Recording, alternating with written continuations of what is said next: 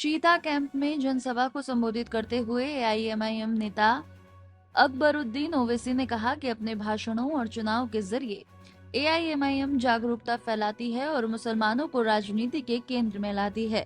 भारत की राजनीति में इतनी पार्टियां और आवाजें हैं, फिर भी हमारी आवाज और प्रतिनिधित्व कम ही सुनाई देता है। आजादी से अब तक मुसलमान हर क्षेत्र में सबसे पिछड़े हैं, क्योंकि उनका बार बार शोषण और इस्तेमाल होता रहा है। अपने खुतबात के जरिए एक फिक्र देने की कोशिश करती है, तो अपने खुतबात के जरिए एक बेदारगी पैदा करने की कोशिश करती है। तो मजलिस इत्तेहादुल मुस्लिमीन इन इंतखाबात के जरिए एक मरकज सियासी पर आपको लाकर खड़ा करने की एक कोशिश करती है। और अगर आज हम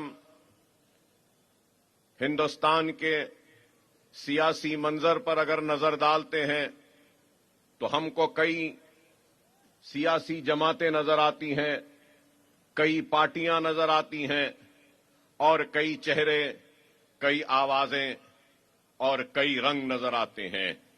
लेकिन आपको इस बात पे गौर और फिक्र करने की मैं दावत देने के लिए आपके दरमियान में आया हूं कि इन कई चेहरों में, कई आवाजों में, कई रंगों में आपको हर किसी का रंग दिखाई देगा, कई चेहरे दिखेंगे, लेकिन हमारी अपनी आवाज, हमारी अपनी पहचान और हमारी अपनी नुमाइंदगी करने वाली आवाजें बहुत ही कम सुनाई देती हैं।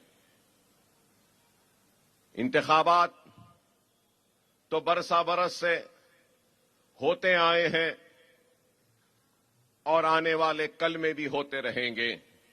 लेकिन सवाल यह है कि हिंदुस्तान की आजादी से लेकर आज की तारीख तक क्या बात है कि सबसे पिछड़ा हुआ, सबसे पीछे, सबसे आखिर जिंदगी की हर शोबे हयात में अगर कोई है तो वो मुसलमान है।